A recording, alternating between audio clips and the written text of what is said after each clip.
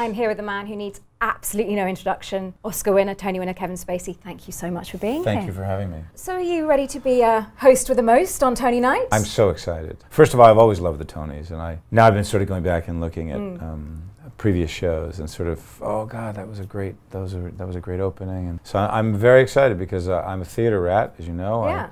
I've run a theater. I do theater a lot. I will always keep coming back to it. It is where I feel most at home, and I'm very excited to be able to embrace this season and be a part of the community in a way that I've never had a chance to. Did you used to watch the Tony Awards growing up? Because you were a theatre kid. I mean, Absolutely. you did Captain Von Trapp. I wish I'd seen that at your high school. So, I mean, did you watched it? And Absolutely. I mean, I remember moments in Tony Award shows. I remember when Katharine Hepburn did a number from Coco, and all of the great actors that accepted and had beautiful speeches, and people I admired so much, like Jason Robards and so many others. So it's pretty great. So what do you hope audiences experience from your Tony Awards? So they're going to be getting a little bit of song and dance. We know you can do it. We saw you do it in Beyond the Sea. I mean...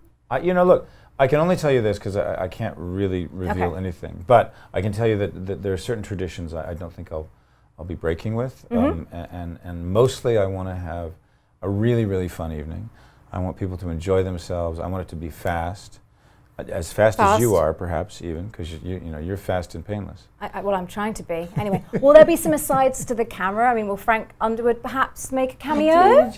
You never know. What I do believe is that there will be more than just me who will show up. I recently had a wonderful thing happen to me in Chicago where I got an award in Gene Siskel's name, and Lionel Richie did this videotape. And he said, he was sort of talking about how all the impressions I do.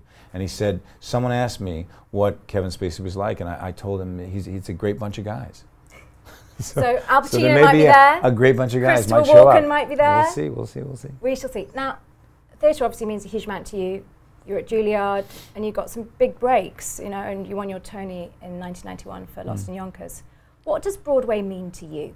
You know, it's the magic of it. It's the fact that in some ways it's the most artificial form. You know, we come into a theater, we see big exit signs, we're given programs, we sit down, someone's right in front of us, back of heads, and yet, when the lights go down, maybe in 6 minutes, maybe in 3 minutes, maybe in 10 minutes, you suddenly start to believe entirely in the world that's up on that stage being presented to you. And I think there's something incredible about a group of strangers coming together and having a shared experience that is really like a breath. I mean, I know it so profoundly from the stage, but I also know it as an audience person, what it means to, you know, how theater just expresses so many things about life and how our relationships work or don't work and what we learn about each other, and particularly if it's a musical. I mean, I've been, you know, seeing musicals now that I've been catching up to everything, so I'm trying to see everything before Tony's. There's just something quite beautiful about that experience, about how we as a society can come together and see someone else's story.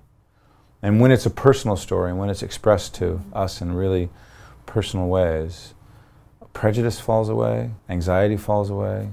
We kind of all believe that incredible, beautiful thing where we can either all sing together or fall in love together is capable, it's possible. And another shared experience we're all about to have is next week with House of Cards.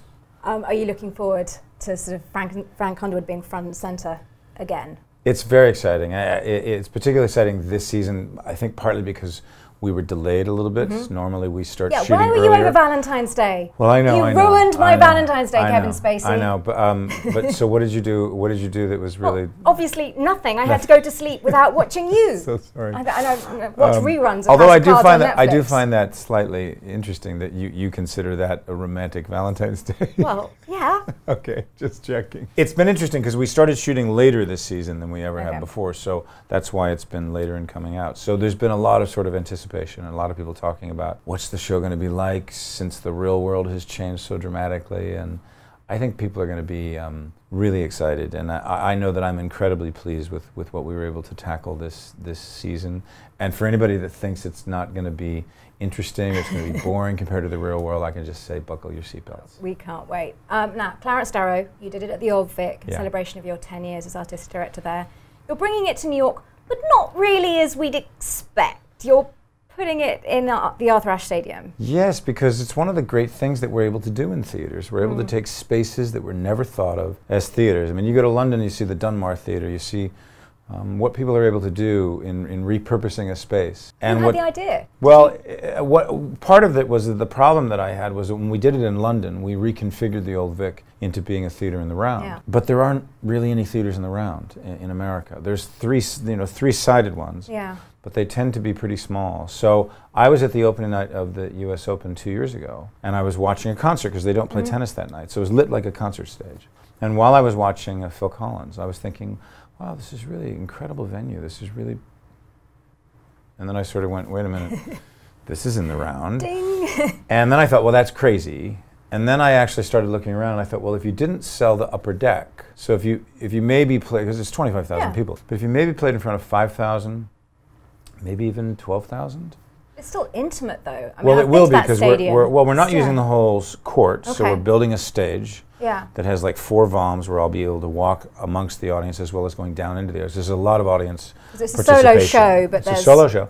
We'll use the big TV screens for close-ups, and we're bringing in 600 additional seats onto the court, of which 300 of those seats, or actually 400 of those seats now, will be for young people. So teenagers with a parent, and then the 18 to 25-year-olds are being offered free seats to come and see the show through my foundation. And Clarence Darrow is somebody that we all know about, even though we might not think so. That's yeah, a lot of correct, people isn't don't it? realize they know him, but Yeah. they actually do know him because Inherit the Wind, one of the great plays and films, Which I saw you in at the Old Vic in London. which we did in London, Yeah. indeed, so I got to play him in that incarnation too. I'm not stalking you much. The film version was incredible with Spencer Tracy playing Clarence Darrow, and that's about the Scopes monkey trial. But also the Leopold and Loeb case. He was a remarkable labor attorney, a criminal defense attorney, and he's a man whose ideas and I think kind of homespun logic is something that we maybe need to be reminded of these days. Now, final question.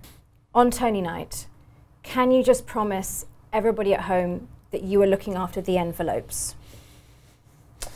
Yes, I am actually bringing all of my Secret Service agents. You are? To Frank Underwood. To just guard the envelopes. Yeah. And Actually, I don't think I trust Frank Underwood with the Tony envelopes. What am I saying? We all can't wait to see you Thanks. on that Tony stage. Thanks, Have I'm a wonderful excited. evening. I will. Thank you very much. Thanks, you bet.